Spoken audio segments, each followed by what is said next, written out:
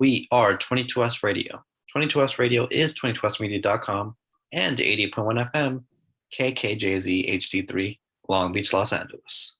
Ladies and gentlemen, boys and girls, children of all ages, and now, our World Broadcasting Tag Team Champions of the World and a Cruiserweight Champion. I'm Ethan. I'm James. I'm Rob. And this is episode 172 of Beyond the Ropes. We are BTR Pro Wrestling Talk. Of course, I'm your host, Ethan. You can find me on Twitter at EthanAvy95. You can follow the analyst, James Williams, on Twitter at JHW Reporter. And you can find Rob on Twitter at Rob Flores Media. And don't forget the R-Truth DMs for Ethan. Nowhere to be. Well, I think he was chasing that title again. Failed to capture it again. Dana Brooke remains 24/7 champion. So. You know, Dana Brooke remains one of the apparently one of the highly regarded champions in the wrestling industry. It's my understanding, based on the clips that I saw, she was hanging out with the Street Profits and Bianca Belair and Sasha Banks at the Sports Illustrated Awards. Didn't really know they had Sports Illustrated Awards at all. She took the title anymore. She did take the title with her. I was thinking she was gonna get defended or something, but apparently not. Maybe it was. I don't know. Maybe I missed it. But yeah. So there was that. I was looking at the table. Was kind of surprised to see her there and holding the title. But anything goes when the 24/7 title is on the line. Absolutely. And before we go on any further, we have to acknowledge our tribal chief, Roman Reigns. We the ones, throw it up right there. Acknowledge him, acknowledge the Usos, the SmackDown Tag Team Champions, the council to the tribal chief. There's Rob acknowledging his tribal chief over there. Speaking your chief and his cabinet and everything in between, did you see Paul Heyman? I believe that was a house show where he took his jacket off and he's been doing that. He's always doing something. The SmackDown for the crowd, the SmackDown shows. Okay. I think the dark matches they do after the show. That's right. He's been doing that recently. So I think he made a green card joke. He did make a green card. That's right. Yes, he did. They were in Texas, and he made a green card joke. I like watching Roman's reaction and just see how, I feel like more than anything they're just trying to give him to pop, and I feel like he I don't think he necessarily pops, but he'll go with it because Heyman is very quick to kind of put it back on the bloodline after the fact and be like, now acknowledge them or whatever the case is, and then Roman will do his little finger gimmick. So I think it's good stuff. I think it's good stuff. Rob coming in on the chat saying that Blackjack Lanza died. I was not aware of this.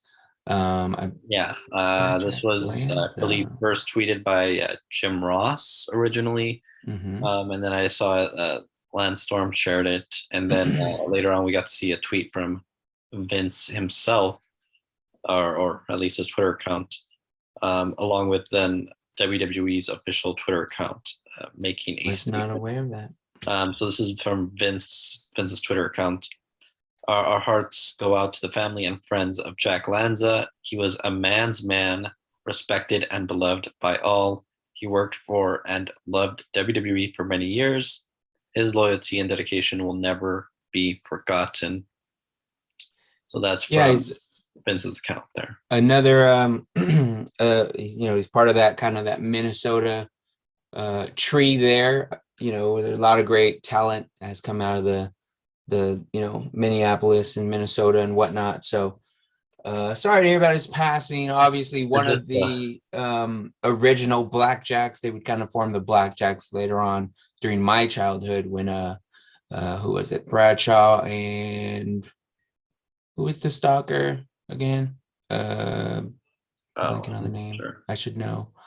I just heard it the other day. He was in the Four Horsemen. Which, the original Four Horsemen or the later? One of the other Four Horsemen. What is his Luger? Oh my God. Was he a football player? He might have been. Oh. Well, now we're gonna have to look it up, sir. And let me look it up so we don't sit here and look silly. Okay, well, while you do that, I'll say WWE tweeted the exact same thing Vince tweeted. So there's a copy and paste tweet there, but that's all right. They acknowledged. No way. I thought Vince was tweeting. He doesn't tweet. Oh, with Barry Windham. Duh. Barry Windham. There you go. Barry Windham. He was also an agent during the Attitude Era.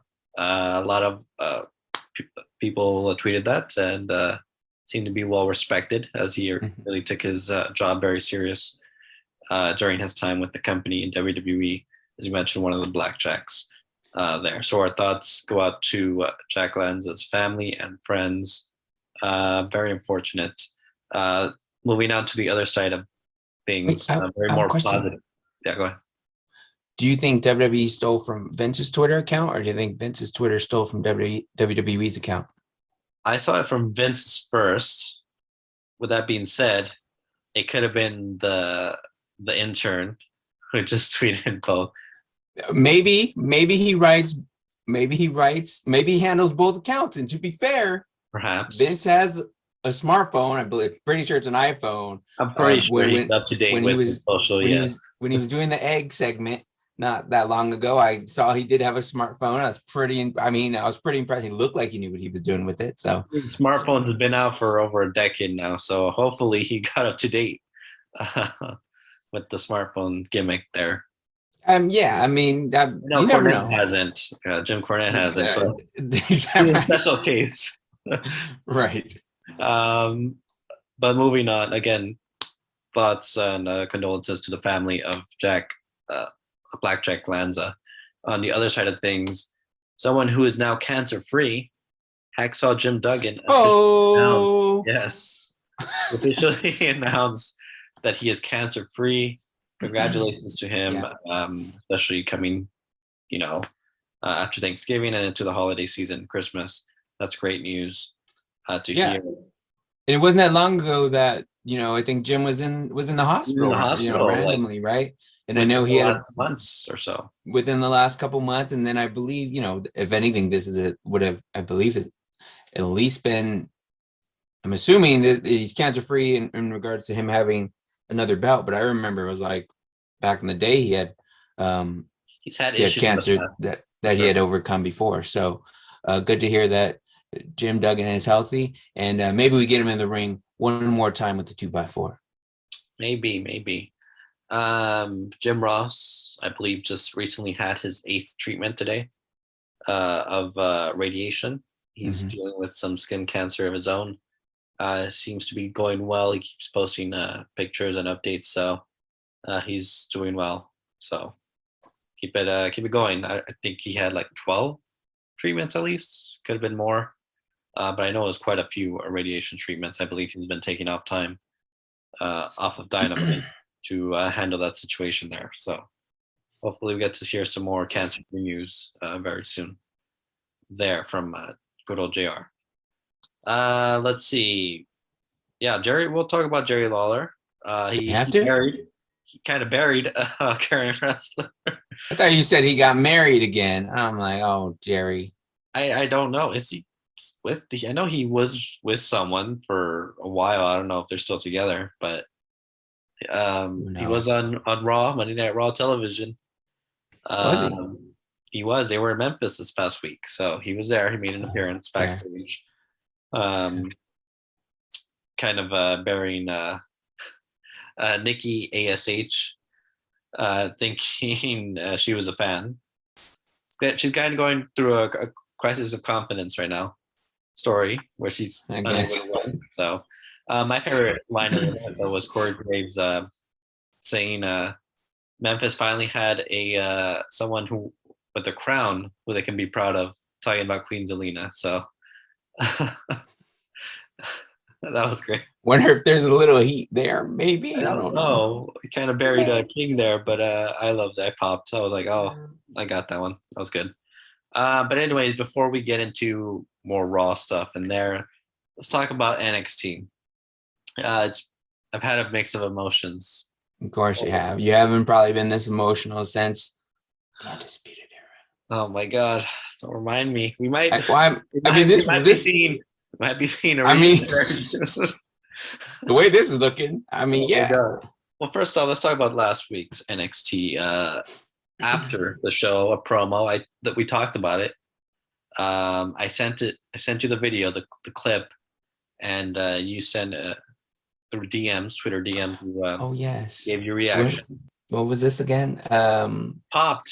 Oh yes. Stay with me, Nick. LA LA. Yes. Now you did it. Yes. I will give your guy LA Knight some credit. Some good stuff. I love the promo very much. Like Jake the Snake in a way, where it was a very calm voice. And he made you have to listen to everything that he said. And I was all for it because it reminded me of a backstage segment from the 1990s, 1980s, where they're in the locker room and it's almost like a green screen in the back. But it wasn't. It was obviously the locker room. But back in the day, they used to use a green screen. But I liked it. I thought it was cool. Some of the other guys got some words in. I don't think we heard from Pete Dunne during that segment. But again, I thought it was great stuff. But it didn't change my mind. I had 2.0 winning that, and I think we'll have to get into how our predictions played out here in a little bit as well. We will. Yeah. So LA Knight turned baby face over the last week or so, I guess officially, and he got the crowd on his side this past weekend at NXT War Games, the first NXT special event without the takeover, I guess label on it. So we kind of got a similar takeover experience. I mean, I thought the matches were pretty good quality. The tag team match was spectacular. We'll get into that. Cruiserweight match was good. The hair versus hair match was pretty good. And of course, the two War Games matches, honestly, were probably two of the better War Games matches over the last 5 years since we've had, that resurrection of War Games. So it was a solid show. We're going to get into it, starting off with the Women's War Games match, which kicked off the show. Started off with Dakota Kai and Kaylee Ray on their respective sides. Here we gave our predictions. So I'm going to pull those up here. I was right on every single one. I don't know about that, sir. What do you mean? I always get them right. We all predicted the same, so we'll see if we got it right. Let's see. First off, Dakota Kai brought in some kendo sticks. Kaylee Ray brought in a bat when she made her entrance. So already going hardcore. Let's see. Was there stipulation on this? Like, what was the stipulation? No stipulation. They just wanted to battle it out. There was no number one contender, nothing like that. They got some feuds. I mean, the NXT Women's Champion was in the match. The tag champions were in the match. So just got to settle that feud. They've been building. Toxic Attraction has gotten some heat from the other competitors. So got some enemies there. The first person to join them after the initial 5 minutes was Cora Jade, 20-year-old. Got to learn a little bit about Cora Jade in this match, as well as on social media. Apparently, she was a big CM Punk fan. He inspired her to kind of, I guess, get in the business as well as be, get through high school. Apparently, she was having a tough time in high school, and there's some video footage of her meeting him and stuff. I believe even at a UFC event, she did like a Q&A, or with him. So, was the UFC events that long ago now? Like, because they have been. Well, she's only 20, so that's like 2 or 3 years ago for her. So, okay. I mean, yeah, she's the youngest person to be in a War Games match in history. So, congratulations for her. Trying to put her career. She's trying to shorten her career before it even starts. Well, her career is skyrocketing after this match because she made a fan out of several people, and it looks like they're trying to make a star out of her. We'll get into it. Let's continue on. Dakota Kai was able to hit a double DDT right before her partner Gigi Dolan, one half of the women's tag team champions, joined the match. She brought along a trash can with her, along with a mystery bag. Had a duffel bag. Io Shirai from the opposing team joined and brought in some chairs to the ring. So you notice everyone just bringing in Yeah, weapons. Just weapons. And Rob, with the nice little comment here, brought in a mystery bag for Mickey James. Those trash bag. We'll give her a trash bag. That's tough. She has, so she can put her Knockouts Championship in there or something. Yeah. I don't know. She's on AEW or NWA now. She appeared on NWA with that Knockouts Championship. I saw a little clip. I believe the British Invasion had a reunion there. I don't know. Impact and NWA working together, I guess. I mean, Impact just trying to work with anybody. Well, their relationship with AEW is finished, so I was gonna say, whatever happened with that? Is that it just ended? I mean, because Kenny lost the title, and that's it. yeah, I guess so. I mean, remember, I guess we're getting a little sidetracked here, but remember, it wasn't that long ago. I know I specifically thought that we were gonna see You thought AEW Impact would buy them out? Yeah, I that's what I thought. I mean, could still happen. Yeah, we gotta go see our predictions for this year. Go back to that episode, so we'll see how true they are. We'll do that in a couple of weeks. But getting back to the match, JC Jane, the other half of the women's tag team champions, brought in a table. And then, let's see, there was a huge, that was a mistake here. Cora Jade ended up hitting almost a swanton-esque maneuver off the top of the cage onto JC Jane. Along the way, kind of hurt her shoulder and took her out of most of the match, but she was still kind of involved as a straight-up babyface, kind of building her up there. It looked like she may have dislocated her shoulder, and in a nice little segment, Shirai, instead of letting the doctors take her out of the match, she closed the gate and then put Cora Jade's shoulder back in place. So I don't know how trustworthy that, I don't know how safe that it really is, but she did it. So I guess. I mean, if Io Shirai wants to put my shoulder back in place, I'm not going to argue with her. Yeah, No. right. Whatever works. Raquel Gonzalez then came out and brought in more trash cans and a chair into the ring and made her way in. And when we return, we'll talk about the next entrant into the Women's War Games match right here Cliffhanger on Beyond the Ropes. We are 22S Radio. 22S Radio is 22smedia.com and 88.1 FM, KKJZ HD3, Long Beach, Los Angeles. Welcome back to episode 172 of Beyond the Ropes. I'm your host, Ethan, joined alongside the analyst, James Williams, and producer, Rob Flores. You can find us at RealBTR Radio on Twitter. Right now, we're discussing NXT War Games. Weird not to say takeover in front of that, but I guess we got to get used to that there. Before the break, we were talking about Raquel Gonzalez entering the Women's War Games match. Mandy Rose ended up being the final competitor, the NXT Women's Champion, of course, of Toxic Attraction. They had a good, solid match, and ultimately it was Cora Jade pulling up the babyface victory, rolling up JC Jane to get the pin. 1, 2, 3. They had a nice couple of segments. I believe Raquel Gonzalez put Dakota Kai in a trash can and swung her around. Which is great. They had a face-off where they all had weapons and they all collided. Like that one point, Kaylee Ray was going to turn on her team and attack Cora Jade, who was kind of injured on the side, still dealing with her shoulder.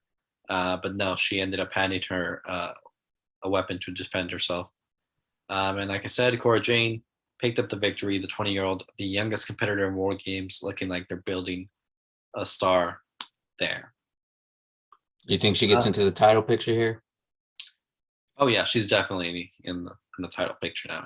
I think she's the face of the 2.0 women's division, at least for the babyface side. Obviously, yeah. Toxic Attraction still carrying that crown for the faces of the division. And speaking of Toxic Attraction, we all had Toxic Attraction and Dakota Kai winning this one. Well, we all lost this one as the babyface got the victory here. So, yeah. Next up, we had a phenomenal NXT Tag Team title match between Imperium and the team of Kyle O'Reilly and Von Wagner. Keep forgetting his name, Von Wagner. Probably because he's not very good. But yeah, I'm not too happy with the way they've treated Kyle over the last couple of shows. We'll get into it, but at the end, I guess. But let's see.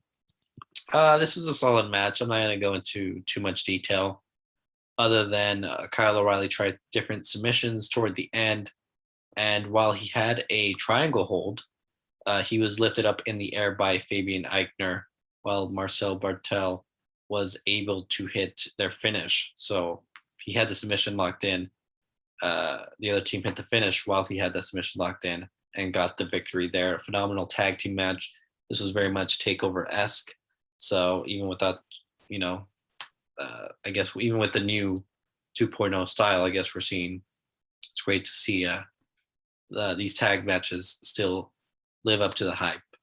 After the match, Von Wagner was attempting to attack Cool Kyle. Cool Kyle stopped him in his tracks, laid him out, pulled the Undisputed Era sign, the hand signals, and said, "This is a brotherhood," and then did the DX crotch chop on him too. So Kyle just did it all, let it all while saying, "This is a brotherhood." So could be seeing Kyle reuniting with his Undisputed Era buddies over there in AEW. It doesn't look like he's re-signing, as we would see on Tuesday. We're not going to go into too much detail on NXT other than maybe the other person leaving. But Kyle did end up having a cage match with Von Wagner in a losing effort. And during the commercial break, it was said that he was saying goodbye to the fans. So looks like he opted not to renew a contract, and it's a shame. But these guys are really going to force my hand to watch AEW if there's going to be an Undisputed Era reunion there. So that's a tag team match there. Let's see these predictions that we gave. Rob was the only opposing one, going with Kyle O'Reilly and Von. See, I got his name wrong. Told you he's forgettable. You put Von Hammer. You were thinking of Van Hammer from WCW? No. For some reason, Hammer just keeps coming up every time. Oh. Every time his name comes up, it's Von Wagner. And no, Von Wagner and Cool Kyle didn't catch those tag titles. James and I each got a point on the board with Imperium retaining the gold there. But no, Von Hammer didn't win either, along with Von Wagner. Next up, we had, I believe it's the hair versus hair match with your favorite wrestler, James. Cameron Grimes. Oh, not Duke Hudson. Cameron Grimes, who already had his haircut a few weeks ago, which led me to believe he wasn't going to get another haircut. So I believe we all predicted Grimes winning this, and yes, we all did predict that, and he did. And he shaved the already short hair of Duke Hudson. I don't know if this really needed to be a hair versus hair match. Hey, it could have been hair on a pole match. It could have been something else. They already had a poker contest in the weeks past. I don't know. It was a good enough match. Something to get these guys on the card. Obviously, again, they're building these 2.0 guys, so they're trying to put, it seems like in every match, a 2.0 wrestler in there with the veteran wrestler, and try to get them over. So Duke Hudson in a losing effort, still impressive nonetheless. Next up, we had the greatest cruiserweight champion of all time, Ravishing Roderick Strong of Diamond Mine, the last remaining member of Undisputed Era. I don't know what his contract status is like, but who would have thought Roderick Strong would have been the last surviving member with his own faction? Perhaps the greatest faction in NXT 2.0 history that isn't named Distraction. They've only had it for a month. It's only been a month. In a couple of months. Time flies when you're having fun with NXT 2.0. I mean, weren't they? They're not even. What?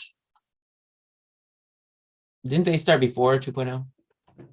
They technically were a little bit before 2.0, but so was So about the same time as LA They Knight. count Carmelo Hayes a 2.0 guy, and he was there with Adam Cole. So going Not ahead, like a match. he had a few matches. He was in a tournament. A couple of these guys were in a tournament. Joe Gacy, I believe, was also in the tournament. Speaking of Joe Gacy, he was Roger Strong's opponent here. They broke the 205 gimmick. Yeah, that's right. I saw that. I saw the build to that.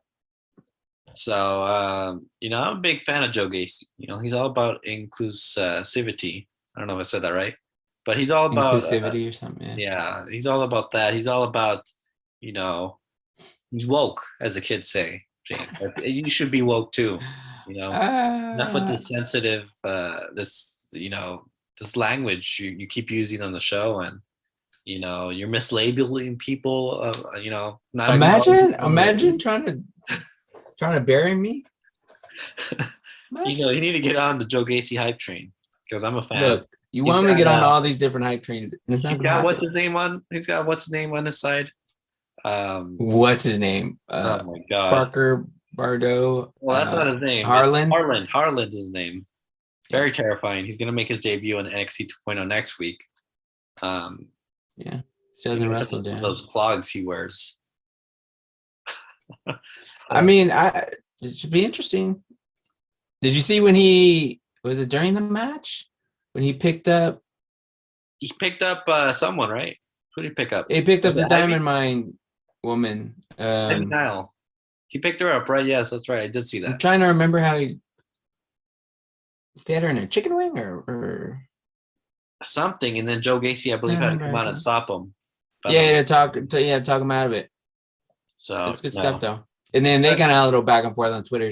Because they tweeted the video and she kind of responded to it. Yeah. Well, she's a Titan Games champion, so. And she's swole too. She's scary. I'm terrified. That's what I'm saying. If you think she's scary and terrifying, and then Harlan is over here trying to mess with her. He's scary too. Yeah. He hasn't said a word, so it's more scary. Has he not? Perhaps, but I haven't seen it. I don't know. I'm still a couple weeks behind on television. No, to be fair, man, I think he hasn't. I think he's just. I mean, he's active on Twitter. He's acting on Twitter, but he hasn't said anything verbally on the show. So this is a good enough match. Roger Strong ended up hitting the backbreaker for a victory there. Next up, we had our main event, the men's War Games match. By the way, we all had Ravishing Roger Strong retaining the gold here. For the main event, we had the men's War Games match between NXT Black and Gold versus NXT 2.0. I'm just gonna switch this up a minute here. Hold on, give me a second. As I'm trying to find, there we go. Obviously, I went with the Black and Gold. My heart went with the Black and Gold, even though that's tough. I know in my head it wasn't gonna happen, but I stuck with the Black and Gold. You guys went 2.0, the safe choice. That's not safe. It's very safe. Why the NXT is called NXT 2.0? Of course, the 2.0 team is gonna win. I had a 33 and a third chance of guessing it right. I just so happened to get it right. If you say so. I mean, if you knew what was gonna happen, why didn't you pick them? I couldn't give it up. I still had hope. Because you make them. You let your emotions. My heart. Let your emotions dictate your predictions. Johnny Gargano came out with his original theme song, Rebel Heart. Popped the crowd, popped social media because we haven't heard it in over a year. He came out to Johnny Takeover inspired gear, which is a mixture of all his gear that he's worn at previous takeovers. Basically, it's a Marvel buffet He's had Wolverine gear, Iron Man gear, Venom gear, Thor gear, amongst other gear that was all mixed into this gear. And you can tell he was soaking it in. Obviously, this was his last NXT quote unquote special event, takeover event, whatever you want to call it. He started off in a great 5-minute contest with North American champion Carmelo Hayes. Great match to kick off this War Games contest. Next up, we had Grayson Waller making his way for 2.0. Ended up hitting Gargano with a backbreaker. Trick Williams, that sneaky boy, sneaking in some weapons in there for the 2.0 guys there. Pete Dunne then came out for Team Black and Gold. Went on a rampage, no pun intended. Then we had the Italian Stallion over here, not Rocky Balboa. Tony D'Angelo. He had the Italian flag painted on his face, while the other 2.0 guys had some black paint on their face. So I don't know what the idea was there, but all right. He's a full-blooded Italian. I guess so. Maybe we'll get Nunzio back or something. Oh Lord, I wonder what old Nunzio is doing nowadays. He's got to be doing some producing work for somebody. He did refereeing for WWE like a couple times. Like when? This was a few years back already. Oh, okay. I was going to say. He did a little refereeing. Like, it wasn't a permanent job. He just did it a few times. Yeah. So I don't know what he's up to lately. He brought in some tables, and then Dexter Lumis came from out under the ring, chasing away Trick Williams, looking back and giving the thumbs up to his father-in-law, Johnny Gargano there. So it was a nice little touchy moment there. And then, come on, the highlight of the night. Say it with me, James. Ready? 1, 2, 3. L.A. Knights. There you go. I didn't say it, but I did the finger thing. You did the thing. All right, close. Or the hand motion. Said it earlier. Good enough. Hand motion. Yeah, you got it once. By that point, 2.0 guys had locked the cage. So he was like struggling. All right, what do I do? How do I get in? You know, the fans all were telling him go up. He got that babyface reaction when he started going up. It was great. Came up from the springboarded off the top rope and hit a few moves on those guys. You know, just put the title on him already. Send him to main roster. I don't know. The last week isn't any indication that they shouldn't put him on the main roster and give him something to do. I don't know what is, because you know he's $1 million megastar for a reason. So, we had Braun Breaker come out. He took a little while, but he got through the cage with those bolt cutters that the referees were trying to use. He got in there, wreaked a little havoc until Tommaso Ciampa came out and started tearing everyone apart. He and Gargano basically did a bunch of DIY moves, you know, the former tag team moves.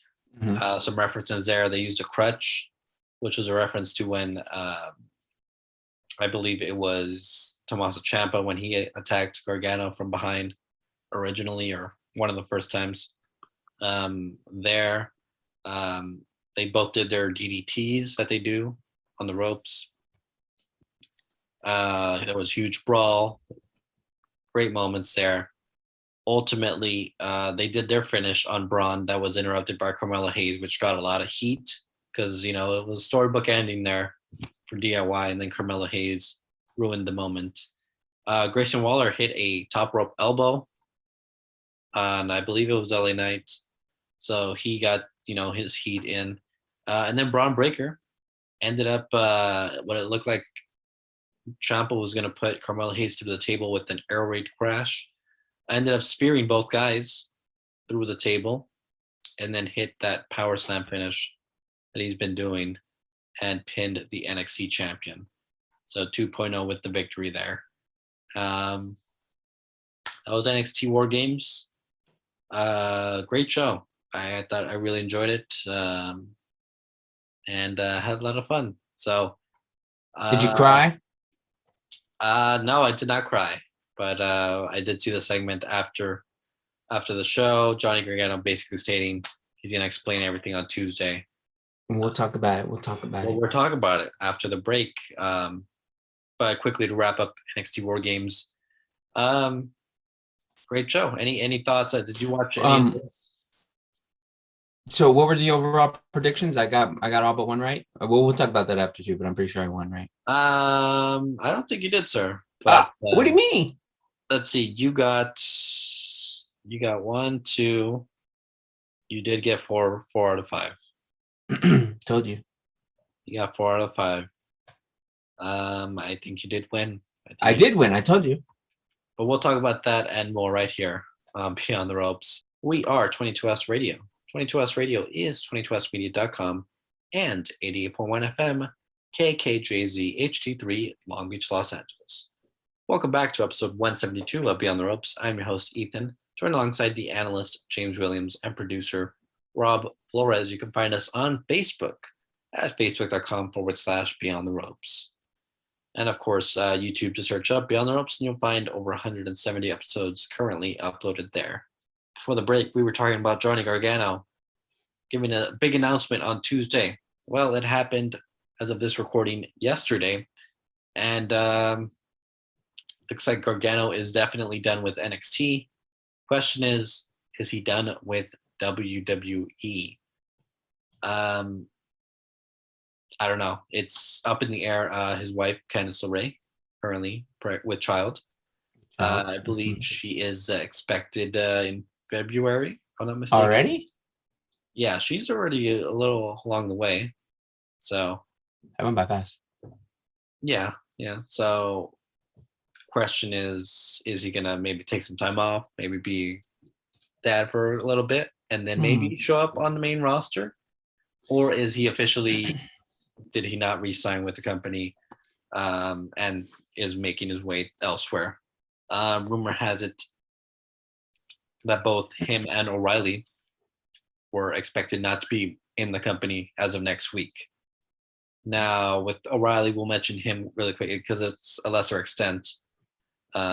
Obviously, he lost his match to Von Wagner, not Von Hammer. And like I said earlier, he did say his goodbyes during the break and after the show, along with him and Gargano kind of got their moment there with the crowd. Tommaso Ciampa was there as well. Shawn Michaels came out as well and kind of joined them. So as well as Candice LeRae. So Kyle O'Reilly is definitely finished with the company. He did make a post on Twitter. I'll just quickly say what he said, and then we can go back to Gargano. Truly overwhelmed by all the love and heartfelt messages. By no means does this mean goodbye. Just smell you later. So, first off, very true statement. When you're talking about the internet wrestling community, they definitely do need deodorant. He definitely probably will smell them later. So, you're trying to get some heat. Something. Let's get some reaction. Let's get some. Let's get some backlash here. Why not? But no, it looks like he's on his way out. Probably going to reunite with the rest of the other two members, formerly members of Undisputed Era. But hopefully we'll see them back in a few years or something. I don't know. Maybe. But Johnny Gargano is up in the air still.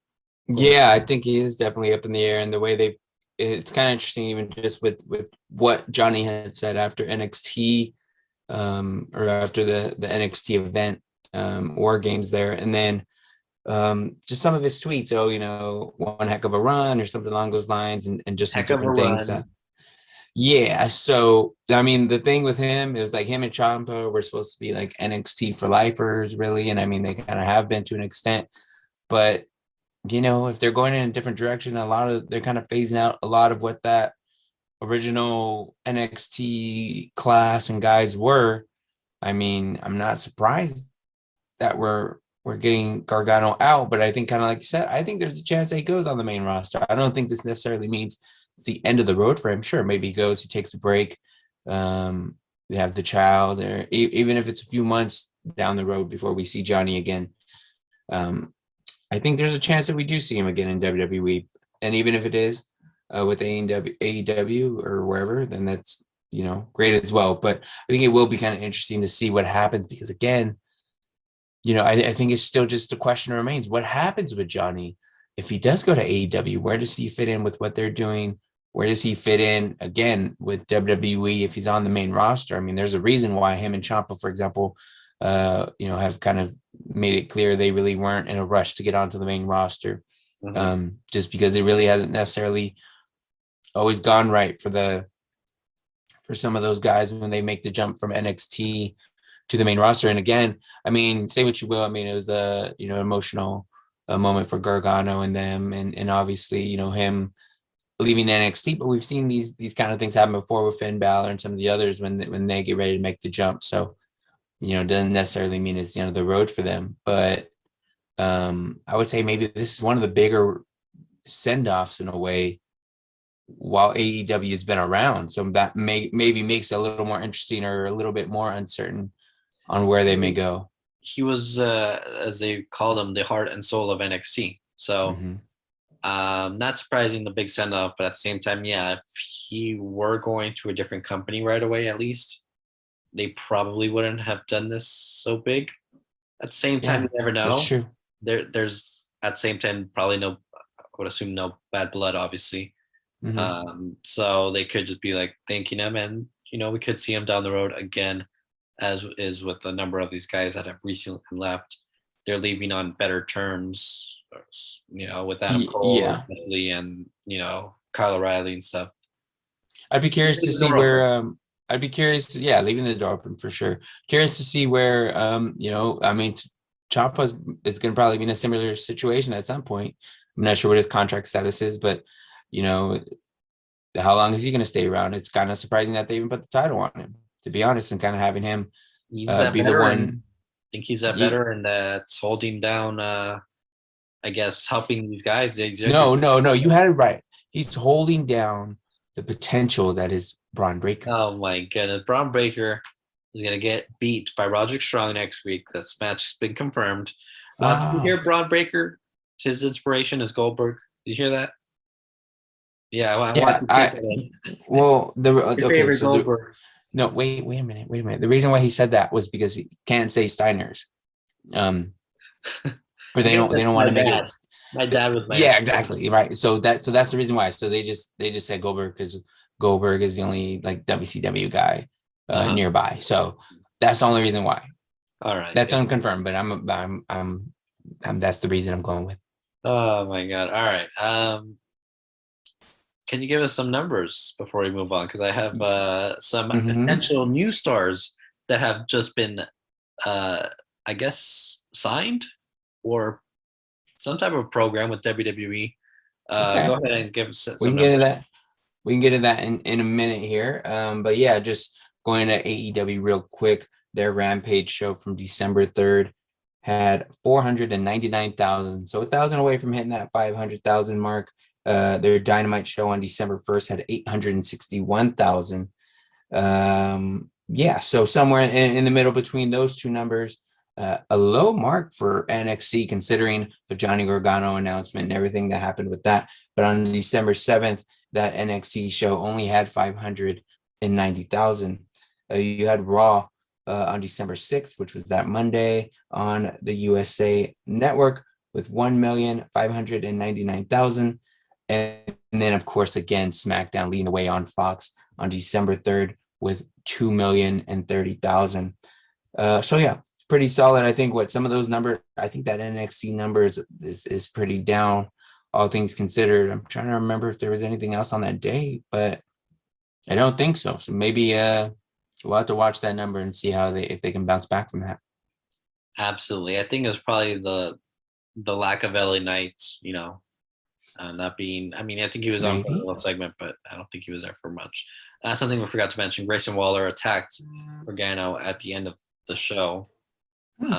So it looks like they're pushing all these 2.0 guys straight to the top, trying to make them a heel and stuff. Are there any baby faces left on NXT? I don't know. Seems like Cameron Grimes. Cameron Grimes. he's young still, so he's in a good spot. He's only like 23, I think. If that. He might be younger than that. Cameron Grimes. No. Cameron Grimes? He's like 27, 28. I thought he was younger. Been around for a while. Pete Dunne is 28, same age as Carmelo Hayes, so he's in a good spot, I guess. Ciampa's the oldest one at 36. So, well, LA Knight's 39. So, told you they got to move him up. Anyway, Yeah. let's talk about the future. WWE unveiled this morning the inaugural NIL class, the name, image, and likeness program. Oh, yes. Which provides a clear pathway from collegiate athletics to WWE. Mm-hmm. Basically, the next in-line class includes athletes from 13 universities, 7 NCAA conferences, and 4 sports. In addition to the United States, the class includes representation from a myriad of countries spanning from Canada and Nigeria. The following 15 athletes join Olympic gold medalist Gable Steveson in WWE's first of its kind NIL program. So it looks like Gable Steveson isn't going to show up on Raw anytime soon, despite being drafted there earlier this year for some reason. I'll mention some of these names here.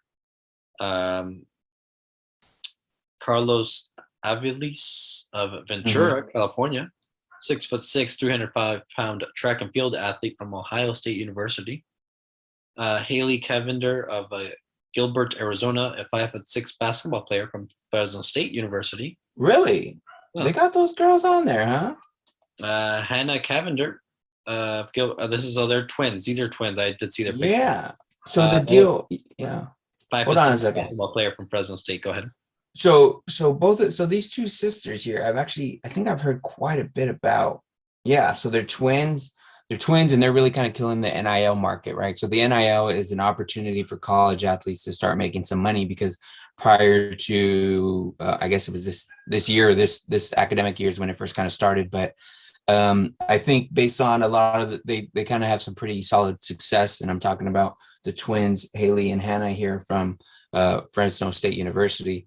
I think they're pretty big on TikTok and whatnot, but they've been all over the place and kind of killing the game when it comes to NIL and getting a lot of some of these top deals. And so in a way, I'm not surprised that they're there with WWE, but in a way, but at the same time, I am surprised, but I'm not, because again, they're killing the game when it comes to NIL. But the thing that's interesting, and the reason why I had to stop you there, is because, again, just kind of going off what you said, is this may allow an opportunity for some of these athletes to be next in line to maybe be WWE superstars. And considering the NIL deals that they have and maybe where they are at on the basketball court, I wouldn't have expected that. Maybe not everyone necessarily will get into the ring for WWE in the future, but I mean, regardless, I think it's obviously a good move to get them involved, if considering the NIL success that they've had just the last couple months here. Absolutely. Next up, we had AJ Ferrari, of Dallas, Texas, 6', 200-pound wrestler from Oklahoma State. Wrestlers are always good to have, amateur wrestlers. Alexi Gordon of Fort Worth, Texas, a 6' basketball player from Duke University. Aaliyah Hutchins of Toronto, Canada, a 5'5" track and field athlete from Wake Forest University. John Cran of Riverside, California. Look at that. 7 foot, 400-pound football player from Portland State University. Let's stop and talk about it for a minute. I had seen some of this list before, and part of me was like, okay, none of these schools, I think I saw some of the list, if it was just maybe some of the SEC schools, but then I did see a list, and I did see the Portland State name on there, and the name looked familiar but didn't ring a bell. But now that I'm seeing it here that he's from Riverside, it makes sense and it reminds me it was exactly who I thought it was. Did a quick Google search of him. They have him listed at 7 foot, 400 pounds. I remember a couple years ago, he went to Riverside King High School, I believe. And I remember it was kind of out there on Twitter. There was some talk about him. I think there were some stories written about him. But at one point, he was listed at like 470 or 440. he was a pretty big boy, and this was in high school, right? So I definitely remember that there being a lot of hype around him. Portland State's a pretty solid school. It's not really one of the top of the line NCAA schools. I think it maybe falls as a Division II school. I think it misses on being a NCAA Division I school. But good to see Big John getting involved here, and I think he has the opportunity to make for a great big man considering his size in the WWE. Glenn Logan of Kenner, I want to say LA. Where's Kenner, LA? Oh my God. Louisiana, it looks like. Louisiana, right? Okay. Yeah. 6 And he went to 300 Louisiana State University. 305-pound football player. Isaac, I'm not even going to try saying his last name, but of Lagos. Oh, Doug Beeson. I'm sorry? Oh, no, you tried saying it. Yeah, Isaac Doug Beeson. I don't know. He's Of from Lagos, Nigerian name. 6'4", 275 football player from the University of Alabama. Mason Paris of Lawrenceburg, Indiana, 6'2", 275-pound wrestler from the University of Michigan. Messai Russell of Potomac, Maryland, I believe. Maryland, yeah, MMD, Maryland. A 5'5" track and field athlete from the University of Kentucky. John Seaton of Hillsburg, New Jersey, a 6'1", 285-pound football player from Elon University. Joe Spivak of Lombard, Illinois, 6 foot, 300-pound football player from Northwestern University. Dalton Wagner of Spring Grove, Illinois, a 6'9", 330-pounder football player from University of Arkansas. And Riley White of Hoover, Alabama, 5'6" track and field athlete from University of Alabama. The WWE's NIL program was announced last week following the NCAA's historic new policy that took effect July 1st, 2021, allowing college athletes to make some money. All athlete partnerships will feature access to the state-of-the-art WWE Performance Center in Orlando, Florida, in addition to resources across the organization, including brand building, media training, communications, live event promotion, creative writing, and community relations. Upon completion of the NIL program, select athletes may earn an exclusive opportunity to be offered a WWE contract. So it is not guaranteed that they are signed. That's right. It's just more of an opportunity like, hey, we're looking out, we're looking at you, maybe things work out, they have the potential to be signed. They could be on that, that taking that step forward. Yeah, I think it's a good move. It'll give them an opportunity to, it doesn't necessarily lock them in as, it's not like the WWE now has the exclusive rights to them, right? But again, I think it's a great opportunity for a lot of those guys, especially, I think you named one, a University of Michigan wrestler. Was that AJ? Is that AJ there? Let me see.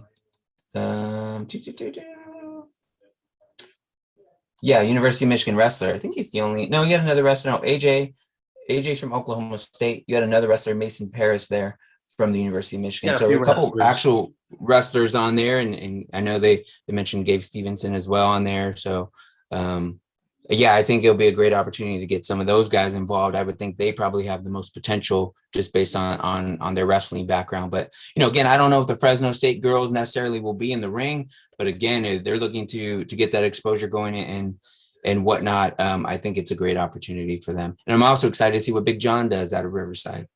Absolutely. Really quick, as we're wrapping up the show here, Liv Morgan took on Becky Lynch for the Raw Women's Championship this past Monday night on Raw. It was 17 years to the day that Trish Stratus and Lita had their Women's Championship match, which was the first women's main event in Monday Night Raw history. Once again, the red-haired woman competitor ended up getting the victory there. Becky Lynch with some sketchy tactics ended up retaining the gold. But looks like we're going to see some continuation on that storyline and feud moving forward. They had the between the rope spot there between that Lita and Trish did during that match as well. They did. So we're going to talk more about that feud and much more next week, right here on Beyond the Ropes. But until then, it's been absolutely too sweet.